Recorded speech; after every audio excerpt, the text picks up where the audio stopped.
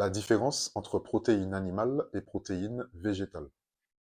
Tous les jours, ton corps produit des protéines pour alimenter tes muscles, tes cheveux, tes ongles ou ta peau. Chaque protéine est composée de 9 acides aminés. On parle des 9 acides aminés essentiels. Ton corps ne peut pas les produire tout seul. Tu dois donc les lui fournir via ton alimentation. Dans le cas d'une protéine animale, on dit qu'elle est complète parce qu'elle dispose déjà des 9 acides aminés essentiels. Une fois que le corps va la digérer, le corps va disposer des 9 acides aminés pour produire la protéine dont il a besoin. Ici, on a ce que l'on appelle la roue des protéines. Elle permet d'identifier si, dans ton alimentation, tu disposes des différents acides aminés essentiels. Dans le cas de la protéine animale, la roue est dite complète.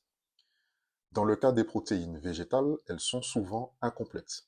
Ici, par exemple, dans le cas d'une céréale, on peut voir qu'il manque 7 acides aminés. La roue ici est donc incomplète. Il y a tous les acides aminés, sauf l'acide aminé bleu, juste ici. Dans le cas d'une légumineuse, ici on voit qu'il manque l'acide aminé rouge. Donc ici, la roue est également incomplète. Maintenant, ce qu'il faut savoir, c'est que dans le cas d'une association de deux protéines végétales, le corps va décomposer, va digérer ces différentes protéines et il va donc disposer des 9 acides aminés essentiels.